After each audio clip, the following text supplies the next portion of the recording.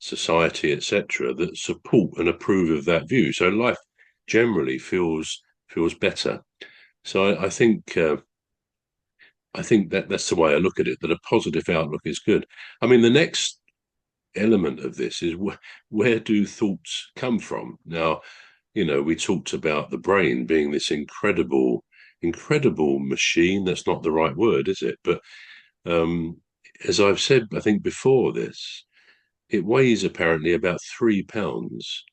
It's this grey matter. We talk about our grey matter, but it is, by all accounts, grey in colour. And think, for example, Einstein's brain is still kept in a jar in a laboratory because they've done a lot of research on that because of his high level of intelligence and forward thinking and so on. So they've learned a lot from people like him, where the body or the brain has been donated for medical research, etc. So it's an incredible thing that they do know an awful lot about nowadays. They know the elements of the brain, the right hemisphere, the left hemisphere, what does what, etc. And if we're going to think about thought for a minute, um, I'll give you some stuff if my memory is correct. The brain consists of close to, or say about 100 billion neurons. I'll be asking questions a bit later, because I want you to take what I'm saying in, all right? So I should test you on whether you're listening or not. So Okay. the brain has 100 billion neurons. I wonder how on earth they know that. How on earth do they know that? But clearly, they probably looked at samples and decided, and it works it out as to how many we should have. Similar, actually, they tell us that there are at least 200 billion stars in our galaxy, in the Milky Way. Again, one would say, how do they know? Well, I guess it's all about prediction, which ties in with thought. It's about prediction. They can look at an element of the observable universe. They can, with the incredible telescopes, etc., that they have these days, based up in orbit around the Earth, they can take a sample of a part of that observable universe and decide, well, this is the likely number of stars in the universe. And similarly, I guess with the brain, they know that these neurons are there, um, and neurons, they create chemicals, um, which they're called, I believe they're called neurotransmitters, and they actually send electrical surges and signals into all the neighboring neurons. That then creates a wave of electrical activity going to millions of other neurons, and that is one thought. Now, that we can try and describe that action, and we're talking in numbers which don't really compute in our brains, but that is one thought, that there are millions of neurons which have created something we might be thinking about. All that incredible activity is happening in this grey matter, in this 3 pounds in weight, this lump of meat that actually represents everything we've ever thought about, everything we've ever done. It controls us, it controls our body and our consciousness and our subconsciousness and so on. So it's incredible to think what goes in to a thought. And I suppose a question would be, do we have any influence? So if we want to be a positive thinking type person, can we really make that happen? Um, and to give you an example of why it sounds difficult, can we stop our thinking? Now, so much of what we do is involuntary. The Yeah. brain incredibly covers so many things, even things like breathing. We very rarely think about our breathing. We don't need to, because the brain keeps it going. We talked the other day about head movements when we turn our head or our arm or we lift a leg up. We don't really think about that. It just happens. I mean, if we got an itch somewhere, we'll just scratch it. But all these involuntary things is where the brain is basically looking after us. And the same as thinking. Now, thinking actually can be, I think, a bit almost anxiety producing, because we can't stop thinking. We cannot stop that. in our subconscious and as well as our conscious thing. If every thought we had today was recorded, let's say it was recorded on a phone or some machine that records every single thought you had, I've had, and everyone has had today. So if I could see last thing tonight at midnight, say, I could look at my list of thoughts for this day. I wonder how many a percentage would be involuntary thoughts, thoughts that just came from nowhere. How many would relate to the positive thinking we want to have and have come about because we are a positive, can do sort of person? How many would be, excuse me, how many would be a bit sad, a bit worried? Because obviously our thoughts are generated by our environment, people we know, situations we're in, worries we have. So all sorts of things come together to make those thoughts, which are then created by the brain. But we can't stop them. Um, so even if we wanted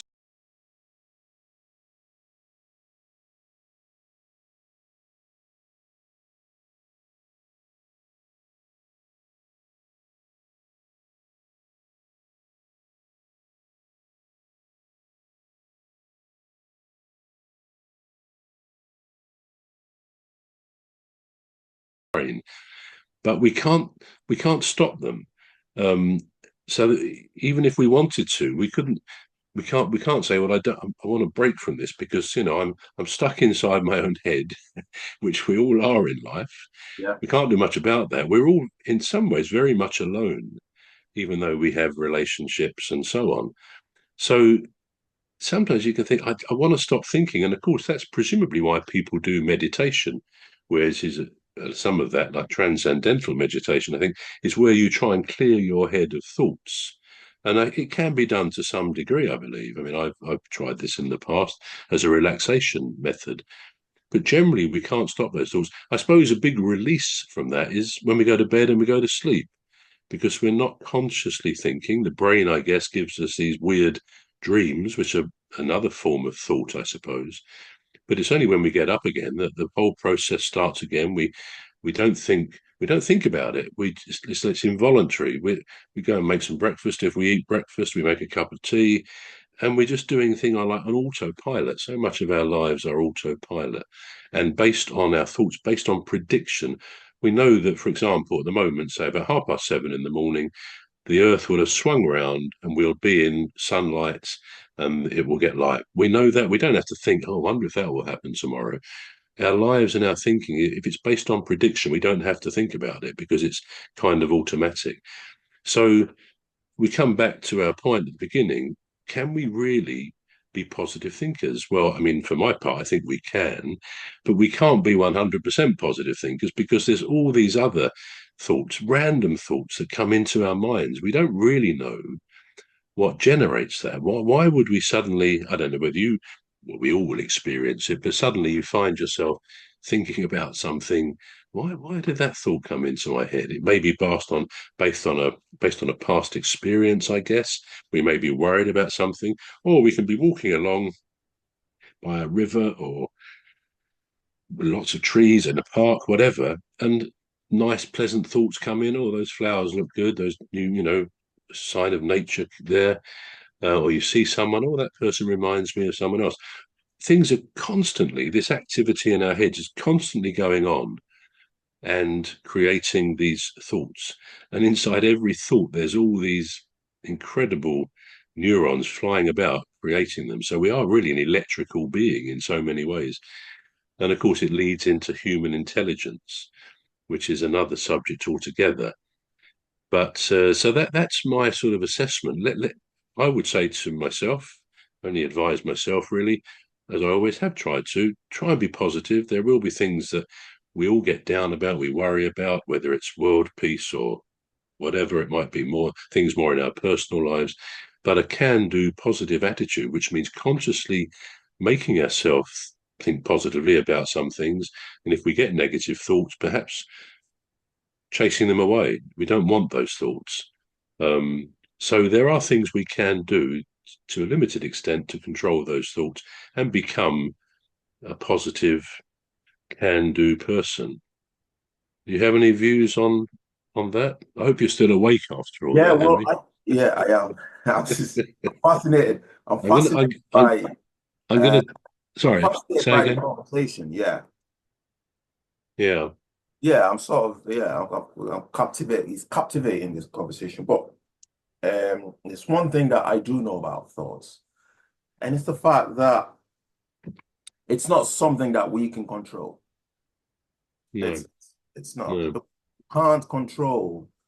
We can only control our actions. We can control our actions to a large extent. Um, I think if we have a so what I mean, just to clarify on that, we can choose whether to act on a certain thought or not. You know, we can choose whether to act on it, and Mm, that is what defines, and that is what would define us in the end. For instance, so we have respected people that we probably see on the news every day, and they read the news, they talk about intelligent things, even though it's been researched by a group or a group of mm, people, or they still deliver it, and they deliver it in an intelligent way. Um, Hugh Edward, Hugh Edwards, for instance, is somebody that I admired. Is the way that his work. Let me just put it that way. The way that he handled news items and stuff like that. But then there was something that he couldn't control. That he couldn't control what came into his